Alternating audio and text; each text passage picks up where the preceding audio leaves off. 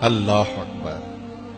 حضرت عبداللہ بن شداد کہتے ہیں کہ آقا کریم تشریف لائے تو حضور کا مبارک نواسہ حضور کے ساتھ تھا، شہزادہ ساتھ تھا۔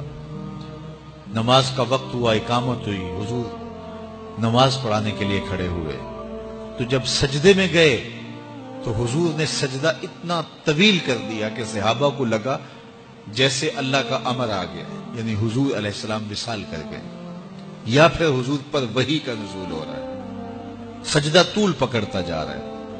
حضرت شداد بن ہاد کہتے ہیں کہ میں بھی نماز میں تھا، خیر میں نے سجدے سے سر اٹھا کے دیکھا تو کیا دیکھا کہ شہزادہ حضور کی پشت پہ بیٹھا ہوا ہے۔ خیر نماز ختم ہوئی تو صحابہ نے عرض کی یا رسول اللہ ہم تو سمجھے تھے شاید اللہ کا امر آ گیا یا وحی کا نزول ہو رہا، تو آقا کریم علیہ السلام نے ارشاد فرمایا کہ یہ میری پشت پہ بیٹھا تھا۔ ان کی دل جوئی کے لیے حضور سجدے کو طول دے رہے ہیں۔ میں ایک جملہ یہاں کہنا چاہوں گا، یہ لکھا گیا نا کتابوں میں کہ نبی کا خیال آئے تو نماز ٹوٹ جاتی ہے، یہ کہنے والوں نے کہا، لکھنے والوں نے لکھا، اس پہ عقیدے بنے۔ میں بات نہیں کرتا کہ کون تھا، کس نے لکھا، جس نے بھی لکھا اور انہوں نے باتیں کی کہ نبی کے خیال سے نماز ٹوٹتی ہے، میں ایک ہی بات پوچھتا ہوں، میرے رسول کے خیال میں کون تھا کہ سجدے کو طول دے رہے تھے؟ اور مجھے فتویٰ دو کہ رسول اللہ کی نماز ہوئی ہے یا نہیں ہوئی؟ صاحب اگر نبی کے خیال میں امتی ہو تو نبی کی نماز نہیں ٹوٹتی، تو امتی کے خیال میں نبی ہو تو پھر امتی کی نماز کیسے ٹوٹ سکتی ہے؟ باقی رہی بات خیال کی، آؤ بخاری اٹھاؤ۔ حضرت کعب بن مالک رضی اللہ تعالیٰ عنہ، یہ کون سے آبی ہیں جن کی بخشش کا اعلان، توبہ کا اعلان اللہ نے قرآن میں کیا؟ حضرت کعب بن مالک کہتے ہیں اصلیو قریبا منہ، جب میں کھڑا ہوتا حضور کے قریب ترین کھڑا ہوتا۔ کیوں قریب کھڑا ہوتا؟ فَأُسَارِقُهُ النَّظْرَ، اس لیے کہ نماز بھی پڑھتا رہتا، چوری چوری حضور کی دید بھی کرتا رہتا، نماز بھی ہوتی رہتی، رخ مصطفیٰ کی دید بھی ہوتی رہتی۔ حضور نے سجدہ لمبا کر دیا۔ بسم اللہ الرحمن الرحیم، نحمدہ ونصلی ونسلم علی رسولہ الکریم، اما بعد۔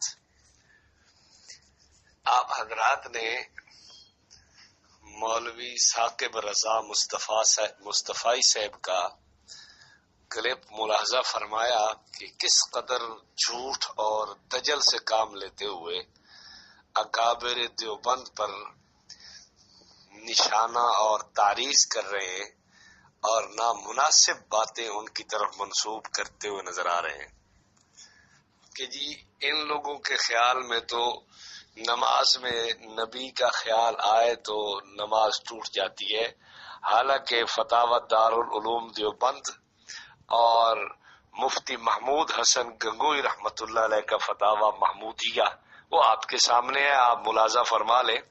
ہمارے بڑے تو رسول محترم صلی اللہ علیہ وسلم کی ذات کا خیال آنا یا لانا، اس کو وہ تو توڑنے کی بات ہی نہیں کرتے، وہ تو اس کو اس قسم کا جملہ ہی نہیں کہتے کہ یہ جو حضرت صاحب فرما رہے ہیں اور ایک غلط بات علماء دیوبند کی طرف منسوب کر رہے ہیں۔ میں اپنے مسلمان بھائیوں کی خدمت میں عرض کروں گا کہ اس آدمی کو پہچانے، یہ لباس خضر میں ہزاروں راہزن پھرتے ہیں، یا غیاب فی ثیاب کے تحت اس کو اچھی طرح دیکھیں کہ یہ آدمی ایک جو امت کی مسلمہ کی بہت خوبصورت باتیں کر کر کے ہمدردی حاصل کرنا چاہتا ہے، یہ اس قسم کا آدمی نہیں ہے۔ یہ اندر سے وہ غیاب فی ثیاب کے تحت لباس میں چھپا ہوا ایک بھیڑیا ہے، لباس خضر میں راہزن ہے، جو امت مسلمہ کے ڈاکہ ڈالنے کے لیے یہ نقب لگانے کی کوشش کر رہا ہے۔ آپ حضرات اس پر بخوبی مطلع ہوں، یہ قطعاً آپ کے ایمان، عقیدے اور عمل کے لیے یہ شخص نہ مفید ہے نہ موضوع ہے۔ آپ اعتماد کریں اہل سنت دیوبند پہ، علماء دیوبند پہ، اکابرین دیوبند پہ، وہ آپ کے دین، ایمان، عقیدے، نظریے، دنیا آخرت سب کے لیے آپ کو مفید بھی ہیں، موضوع بھی ہیں اور آپ کی رہنمائی اور رہبری بھی فرمائیں گے۔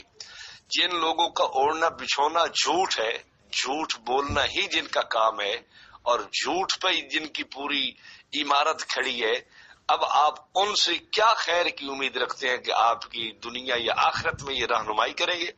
قطعاً ایسے لوگ رہنما امت کا نہیں بننے کے لائق۔ اللہ رب العالمین ہم سب کو دین کی سمجھ نصیب فرمائے۔ وَأَقُولُ قَوْلِي هَذَا وَأَسْتَغْفِرُ اللَّهَ الْعَظِيمَ۔